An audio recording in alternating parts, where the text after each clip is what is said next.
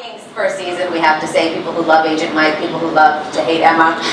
What can we expect for season 2? I have no idea. We were talking about it earlier. The first season was almost like, for me, it was like reading a book. It was every week we would get the chapter that we were going to be filming. Yeah. And season 2 is no exception. I mean, I think what you can expect are the twists and turns, the ups and downs that, you know, happened in the first season. But, you know, I think we are yet to discover what our fates will be in season 2. Questions? You guys are now 1 degree from Kevin Bacon.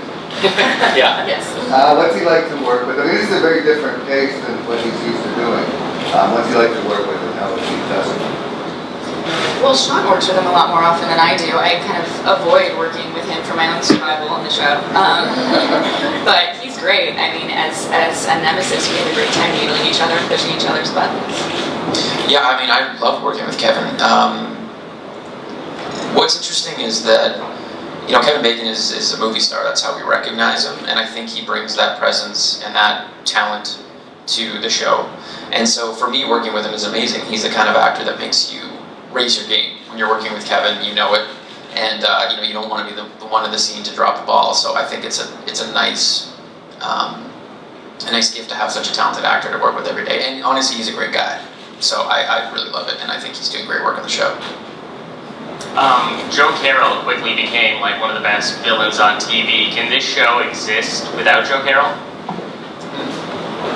Well, you know, he's created quite the infrastructure of backup, so I think that Kevin Williamson's created a world where there are plenty of people who would be more than willing to step up and fill his shoes. You know, personally, I think that it would be a much less interesting world without him, without his charisma, but we'll see. I mean, the season finale really left it open in terms of where the cult will go and where Kevin Bacon will go in terms of who he's following. Is there any part of you that's secretly hoping you're the main bad guy? I think Mike Weston is the main bad guy. I don't know. I mean, Emma's whole character is really defined by who she follows and who she believes in and who she loves. She's never really been on her own, so I'm not sure how well she would function as the kingpin. As Canada's #1 new show, is it nerve-wracking going to the second season trying to maintain that status? I think it's more exciting. I mean, when I first heard about this show, I knew it was Kevin Williamson, I knew it was Kevin Bacon and James Purefoy. I think I was more nervous about season 1 because of that pedigree, the people involved. I knew that the kind of product that we needed to create and put out there would have to be very high caliber. So it was exciting to know that an audience sort of got behind our story and our characters.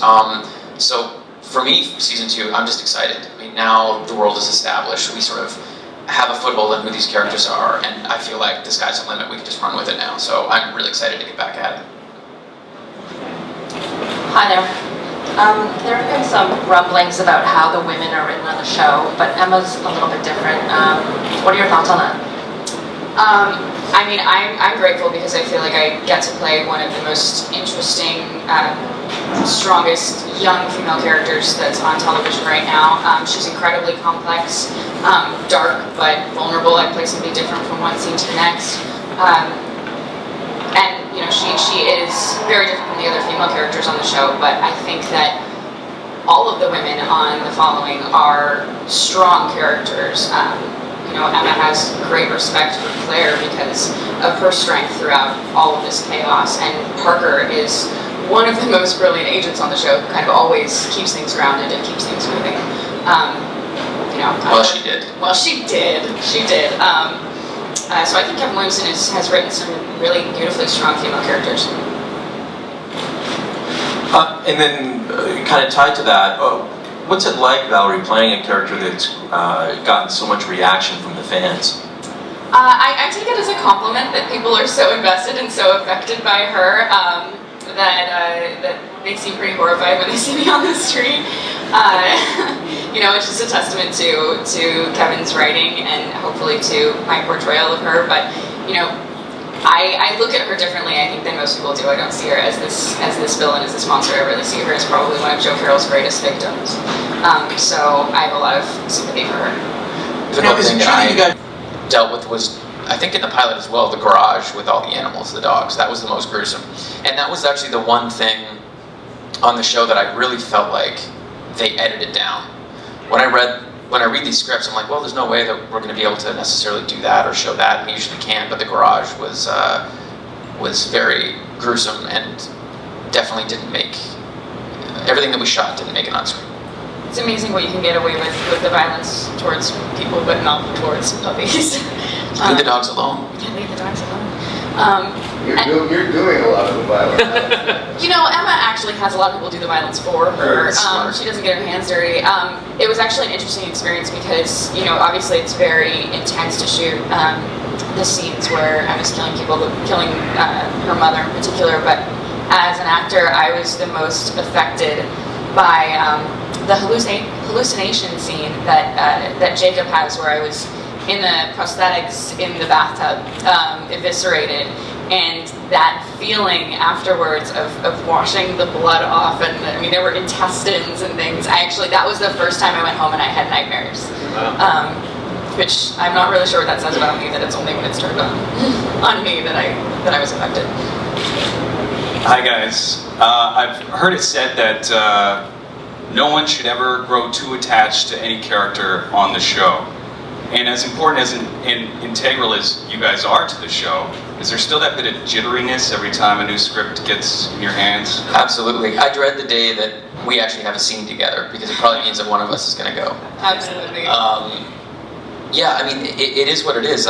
We were warned from the very beginning that I think everyone was sort of taken aside and said, listen, you know, it's a possibility you may die this season. Don't take it personally. It's not that we don't like your work or the character, but that's the kind of show that this is. And after the first season, they lived up to their word. So yeah, there's something for me that would be sort of difficult about, you know, hearing that news, but also, again, that's the kind of story we're telling, and that's why it's the kind of show that I would like to watch. We're just talking about Game of Thrones, and it's like, the reason that I like that kind of entertainment and those kind of stories is because of the unpredictable nature, and I think that's what really grabs people about The Following, and I think we'll probably continue to in season 2. Well, and it was very dramatic, I know, for myself and Aiden Canto and Nico Tortorella, Paul and Jacob, because before we started shooting in New York, the second episode, our executive producer Marcus actually took us to dinner and sat us down. He was like, so, at least one of you is probably going to die. Be prepared for that. And knowing that as an actor, I mean, you always commit 100%, but it really just raises the stakes for the character and for yourself, that every scene could be your last scene, every episode could be your last episode. So we're just as invested as hopefully the viewers are watching it, and it's the reason that we sort of desperately tear through scripts every time we get them and hope we're still there by the last I'm still alive. Yeah. I know for us at eTalk, this show sparks a dialogue on Tuesdays. The minute, you know, we get into the office, we want to talk about it. What's been the reaction from fans that you see on the street? Are they kind to you, Valorie, or are they really cheering for you, Shawn? I have the conspiracy theorists that come up to me, and half of them are like, oh my god, we love Weston, I hope he makes it. Because I do get beat up like every other episode. I've been shot, stabbed, put in a coma. I took a severe beating this season. And then the other half of the people are convinced that I'm a follower. And it's been like that from the get-go. That's me. Yeah. Yeah, I'm one of those.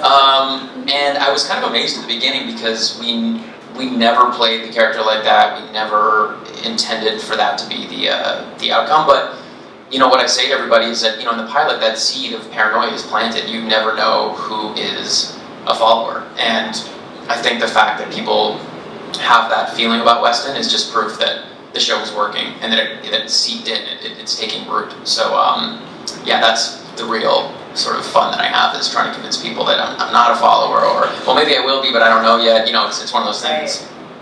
I get pretty horrified reactions from most people on the street. I've stepped into an elevator and had a woman turn to me and say, I want to kill you. This was right after Emma disposed of Jacob.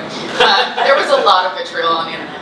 But I find myself defending her a lot and sort of making a case for why she's not the worst character on the show, or why she's not completely evil.